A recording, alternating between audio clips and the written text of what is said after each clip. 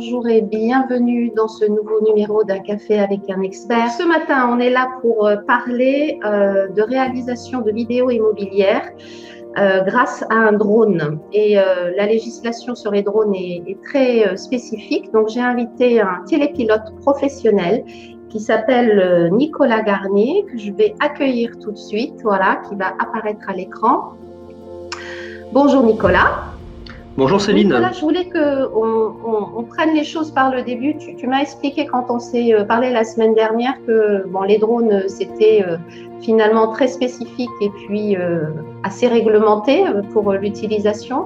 C'est à peu près une semaine de formation en centre de formation où là on va apprendre à opérer le drone, à faire des déclarations à la préfecture. On va apprendre à délimiter une zone pour éviter que des personnes se trouvent en dessous de la zone de vol. Et évidemment, on va beaucoup piloter.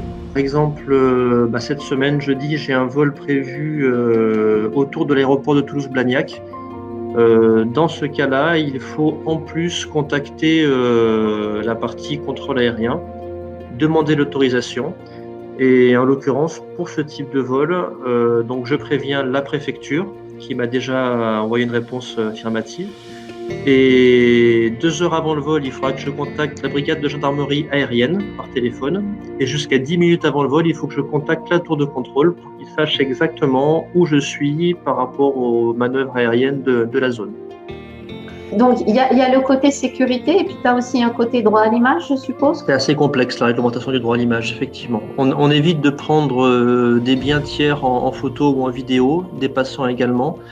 Quand ce soit des photos, il faut qu'on les retouche, il faut qu'on les floute.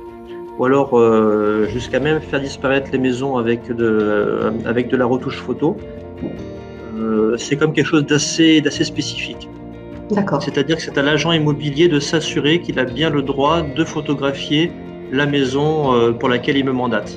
De mon côté, je prends des photos également pour un éditeur qui m'a commandé des photos. Dans ce cas-là, il n'y a pas de tiers entre nous.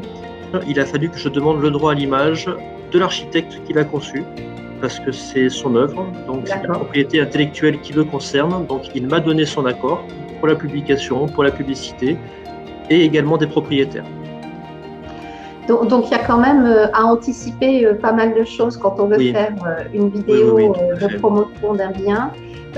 Suivant la zone géographique, suivant si c'est une maison d'architecte ou pas, être bien sûr que tout le monde est OK pour le droit à l'image. Donc, ça demande une certaine organisation. Finalement, il y a beaucoup de temps de préparation, le temps de survol, le temps de cadrer. Le vol, c'est la partie plaisir qui ne dure pas très longtemps, effectivement. J'ai eu un confrère une fois qui m'a expliqué qu'il est arrivé sur place et puis il avait tellement de choses à préparer qu'il s'est rendu compte qu'il n'avait pas la carte mémoire. Donc il a fallu qu'il parte à proximité. Voilà, c'est beaucoup ce qu'on appelle le facteur humain en aéronautique. Hein. Merci à tous. Merci à tous et bonne semaine. Au revoir tout le monde. Au revoir Céline.